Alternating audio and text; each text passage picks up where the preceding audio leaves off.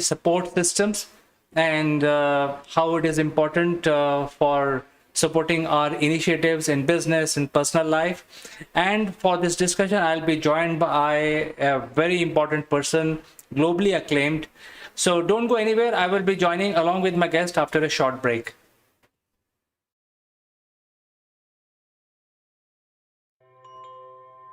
Welcome back, friends, and we are very pleased and honored to have Mr. Naval Gaunt, who is joining us from UK, and he is also the chairman of MindFit Ltd. Welcome to the show, Naval. CK, good morning everybody. Support systems. What an interesting subject, especially when, if you don't know what support systems you've got, how can you tap into them? So CK, over to you. Who supports you? Well, I think my family is the first one to support me, and that is very important. Very good answer. And yeah, it's all going to be personal. But there are three things that we can tap into when we look at support systems. There's the personal systems, the ones we automatically fall back on, that are personal to us, and they tend to be internal support systems. And then we have two types of external support systems. We have technology that we can fall back on, and we also have people. And it's the people one I think I'd like to talk a little bit more detail about today, because the people one is often missed. And it's certainly missed when you're talking about sustainable development goals, because we make an assumption that we're all in it together. Well, that's a support system in itself, isn't it? By just saying we're all in it together, what does that actually mean? So what does that mean to you, CK, in any context? Well, Naval, in fact, support systems are very, very important. You know, everything is required to sustain your personal life as well as your business life, your professional life. If one of these things are not working properly, for example, if antivirus fails, then everything else will fail. You know, my personal life will go for a toss. I will have to spend more time in fixing that antivirus. You know, 2 or 3 hours will go easily. So everything has to work. So as simple as an antivirus stops working today, for example, you know, it could swing the balance of personal and professional life into one direction. Similarly, if the front office executive does not turn up, you know, it could become a problem. If there is no payment from a client as expected, it could turn up, you know, things in things a little bit south. So things like that. I think it's like a sort of coexistence of all these web of people who are coming together and making sure the systems are working, even small or large scale. I think that is what my thinking is, Naval. Yeah, you're absolutely right, CK. And it's all these little things that we just make an assumption that they actually work. So, for instance, if you walk into a room and you switch the light on, you expect the light to come on. And when it doesn't come on, what happens to you? So this is the support system I'd like to look at now.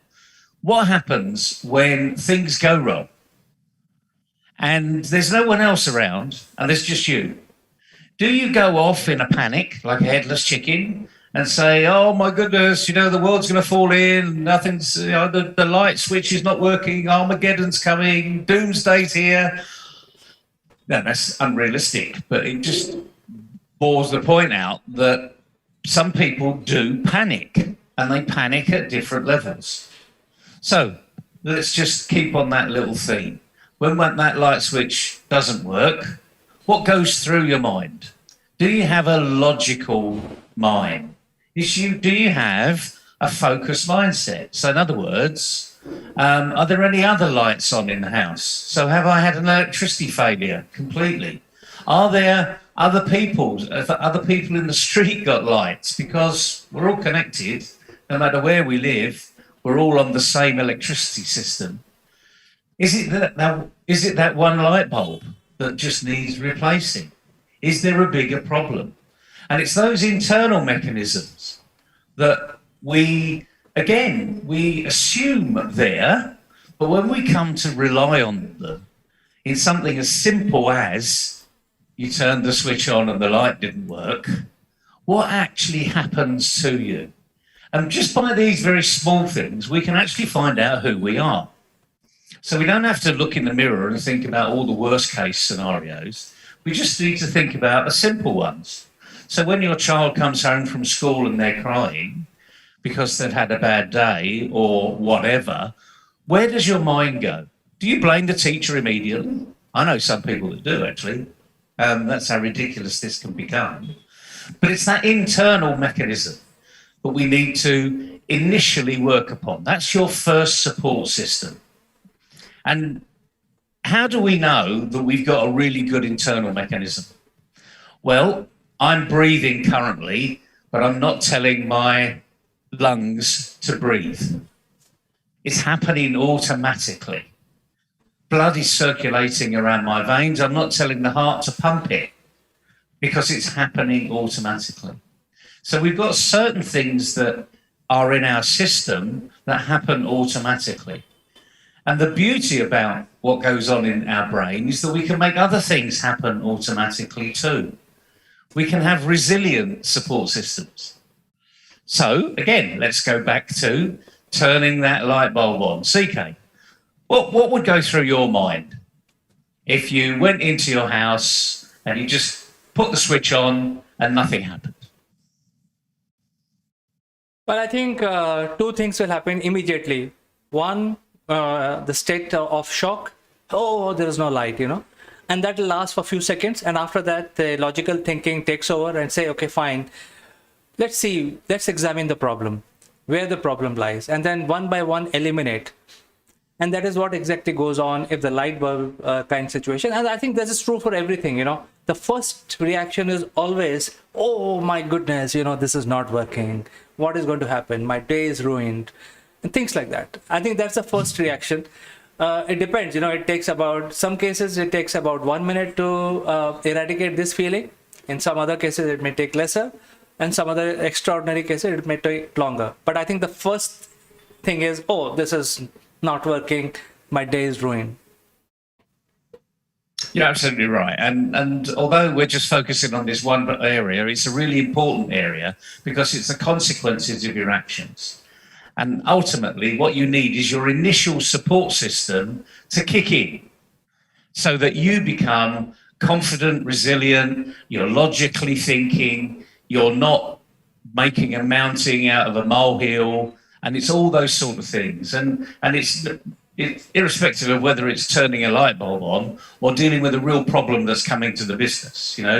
Someone hasn't paid their bill on time. Someone actually is phoning in sick when you really do need their help. And immediately, a lot of people just go into panic mode.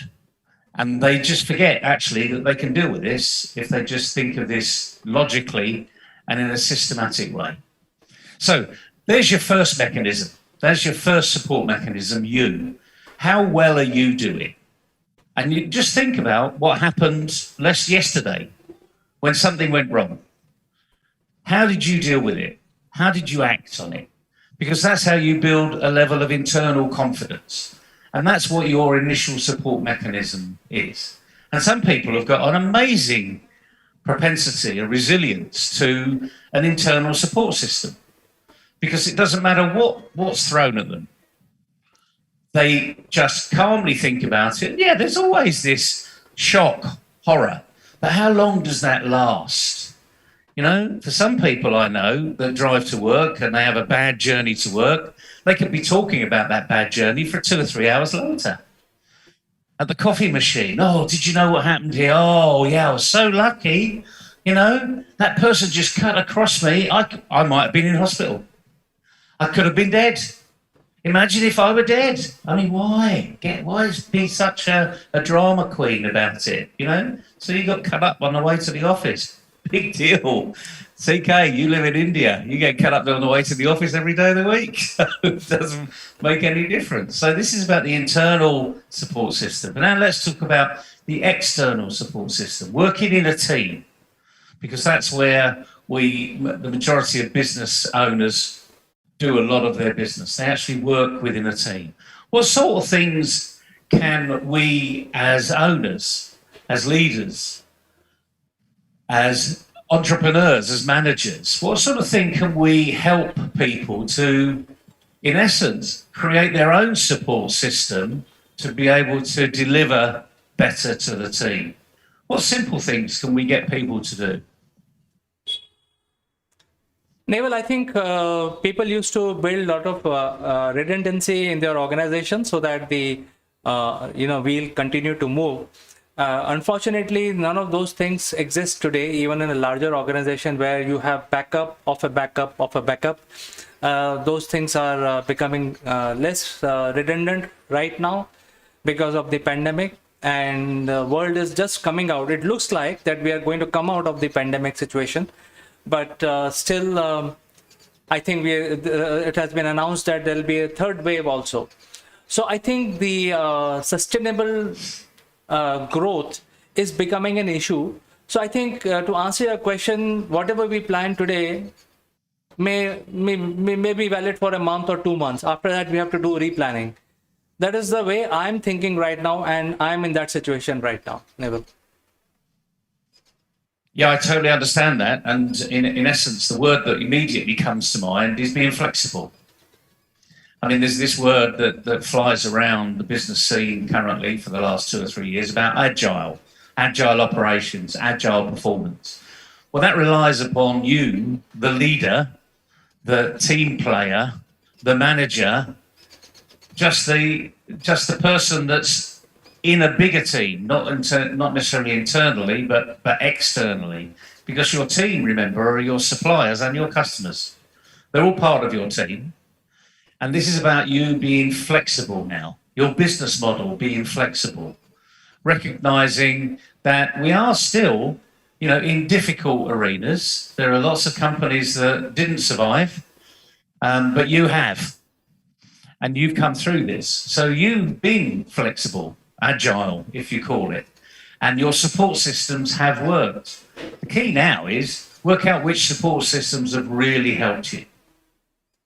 And look at yourself for one, because it's that internal support system you need to look at. But then when you're looking at your team, you need to see the people around you. What have they struggled with? How have they come through this? In essence, you may say they've come through it unscathed. The reality is they've got the marks, they've got the scars somewhere.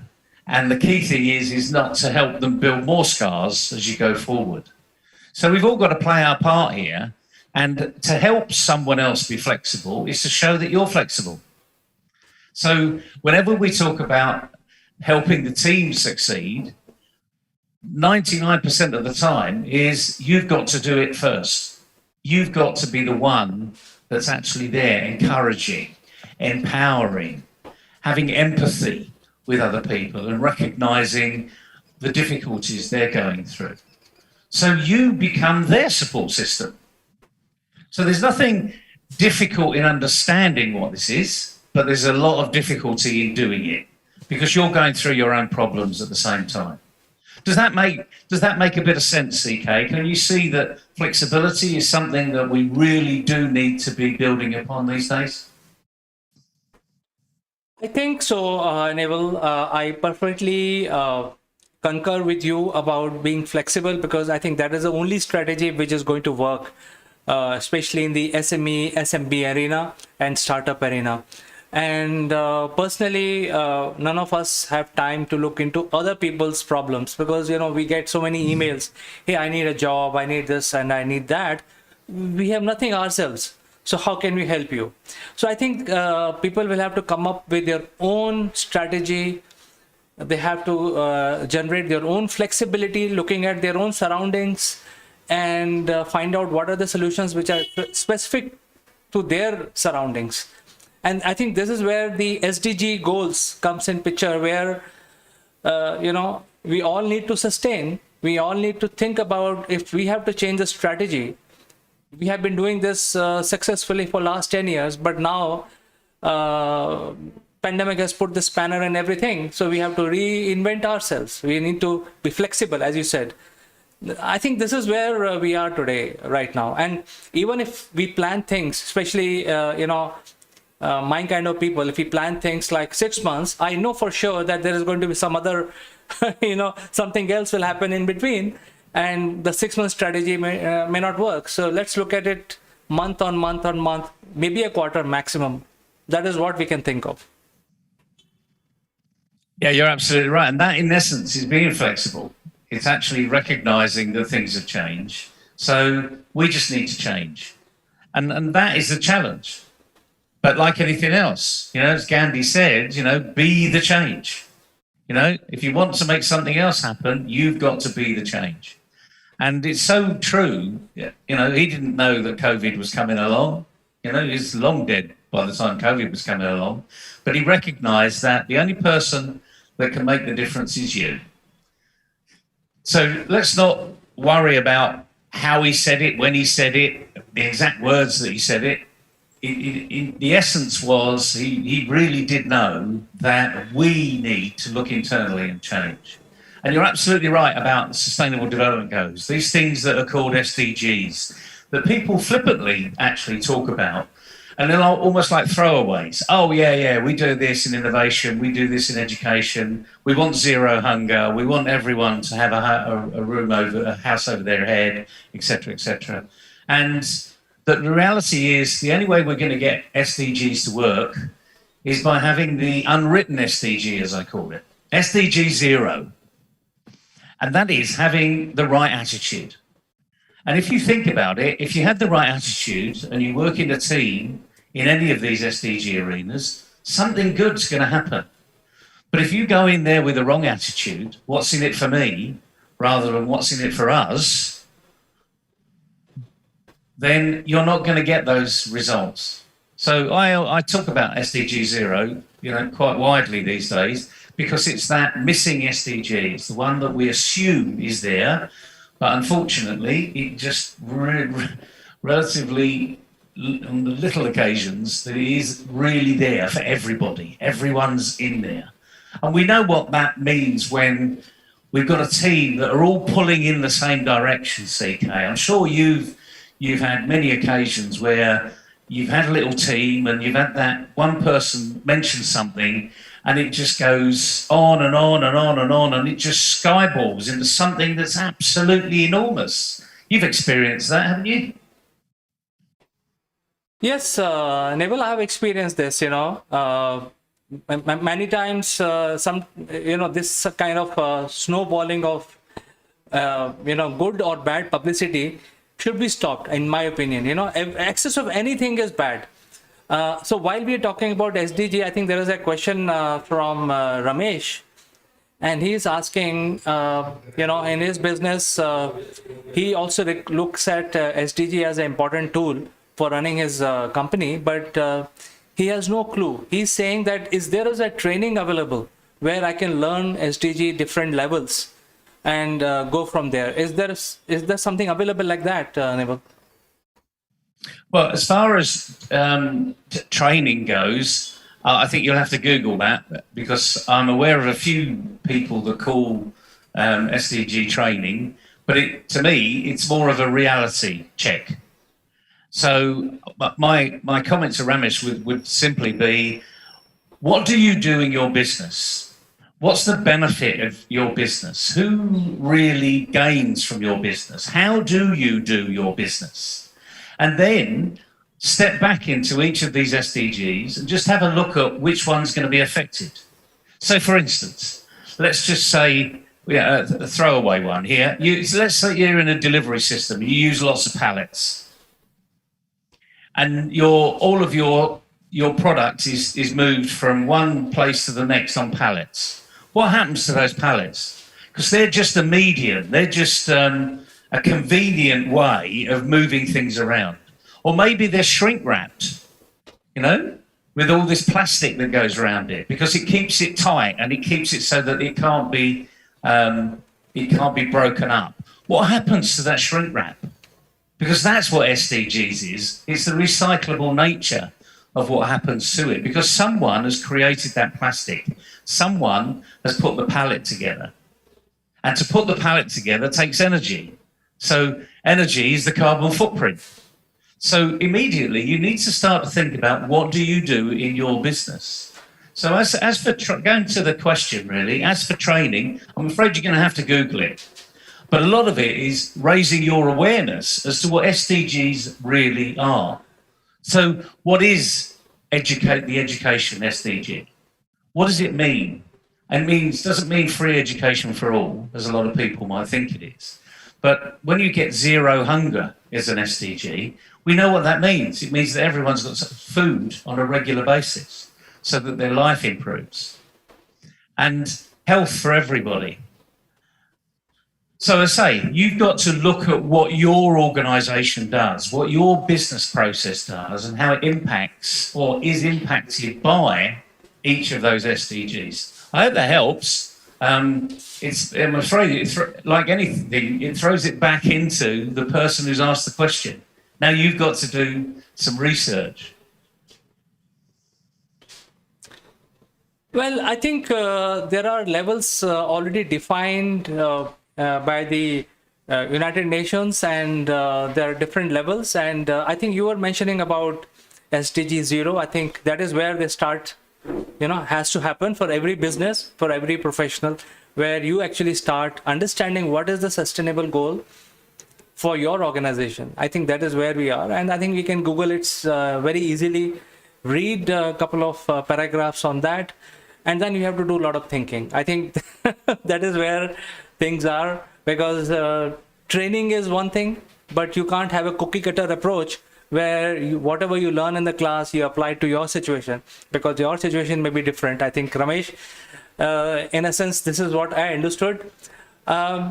So one question I have from my side, Neville, and that is that the opportunities are visible in certain areas and there are no opportunities are visible in any other areas. For example, if you look at the space exploration, there are a lot of opportunities, but to reach to that level, you need a lot of funding and a lot of backing and a lot of time, and people have already spent 2 decades. They are actually making the killing right now.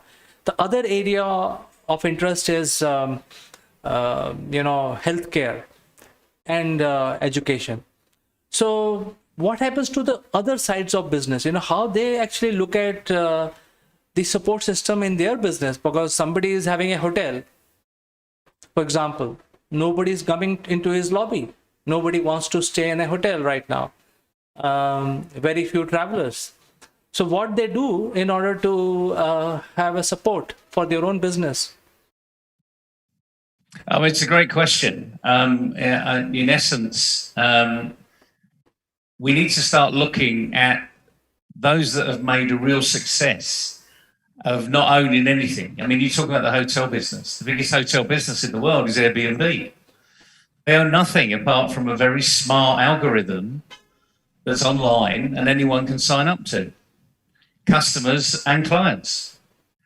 So the business model has to change. I mean, the other thing is, I know this is an old adage, and a lot of people say, yeah, I know that, but the thing is, you are where you are. And no one else knows where you are. So the first thing is identify where you are, what industry you're in, why are you doing what you're doing.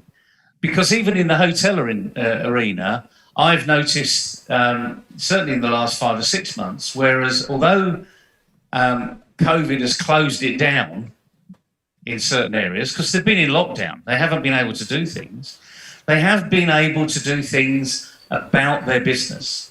They have thought about, okay, how can we get new customers through the door? How can we be more inviting to our customers? And some of it is very simple, of just looking at the business model that they've already adopted. What used to work? Maybe it won't work today, but maybe it will. Date nights are coming back. One of the things that hoteliers do know is that people go on romantic, getaways. Well, because lockdown has happened to everybody, not just the hotel industry, romantic getaways are going to be what a lot of people want to do, because the first thing they want to do is to get out of the house. Not only have they been not going to their place of work because they're working from home, but everyone has been in that same house throughout. You've experienced it. Your kids are at home. They're schooled from home. You live with your parents currently. You've also got your sister on tap. So the family unit has been forced back together. And that's not a bad thing, but we've been there for 8 months. So, I'm afraid the internal mechanism could be getting a little fraught here. So this is where people that know their business inside out, that can actually come out of this in a growth-minded arena. And it is as simple as that. I can't profess to know in the ins and outs of every specific business. But if you were to sit down with every business owner and say, okay, what do you do? Why do you do it? How do you do it? Where do you do it? What's changed? Is it a real change, or is it your perception that it's changed?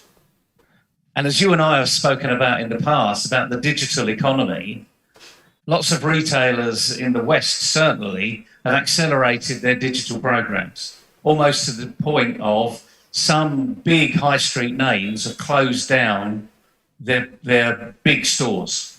John Lewis in the UK, John Lewis and the Waitrose Partnership is a household name over here.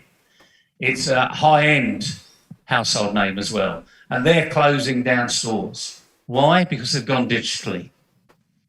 Has it been painful? Yes. Have they lost people? Yes. Have they looked at what happens in the digital world? Yes. And the interesting thing is, although they've made people redundant from their previous role, they've actually said, you know what, there's another role over here, and we're looking for a supply chain management system that I think you could really set up. So let us help you set up business as that supply chain manager. So in other words, doing the job you used to do for us, but doing it for yourself. We can't afford to pay for that specific service inside, but if you do all the supply chain management, we'll pay you the premium to make sure the supply chain works.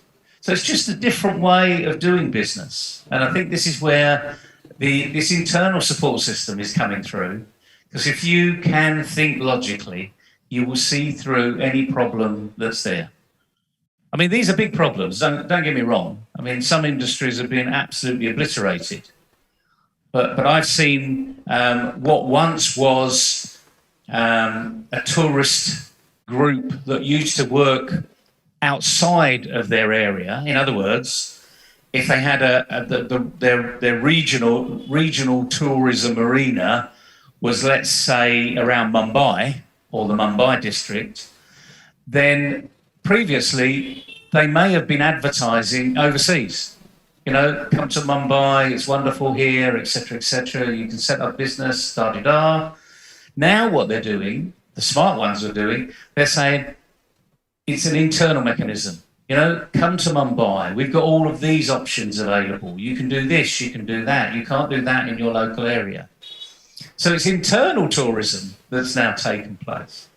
And of course, when we're talking about tourism in India and you're in lockdown, you can't travel anywhere else in the world. You've got 1.3 billion people that could be moving around.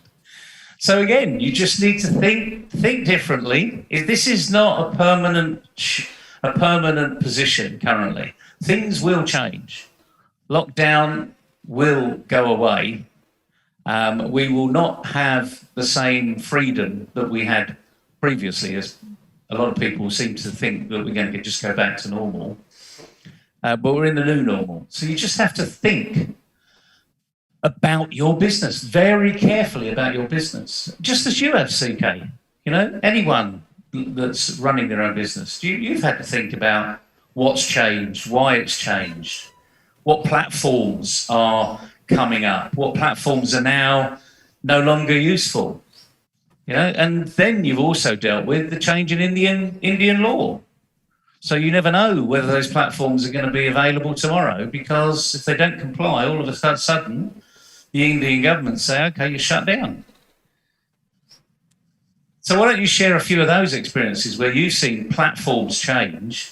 Because you don't own the platform, someone else owns the platforms. You put the content on the platform. Well, absolutely, Neville. In fact, we were small, so we could change it very quickly, but I think it may be very difficult for larger organization to move on. In fact, there was one example which I want to give here is that without naming the brand, one of the oldest ISP, internet service provider in India, shut down. And as a result, they were, very popular in different news arena. They were the first one to start the web news, etc. And one fine day, they just said that we are shutting down. We have no money, and so many people were affected with that. They have, so many companies were hosted on their platform with their company web pages. They can't shift overnight, and the case has gone into the courts here, and people are fighting. I mean, they're in the south of India, but thousands and thousands of companies are affected with that shutdown. So I think we had to deal with this as well. My company also had to deal with this, and we are not putting all eggs in one basket. We are making sure that we are not dependent on one particular brand. We are trying to see if we can distribute into a different segment. I think today's lesson from after talking to you is that we all need to sit down and understand what is our quality, in order to have a proper support system. And some of things which we were doing for a number of years, for decades in the past, is not valid anymore. Our experience is not valid. So we need to think.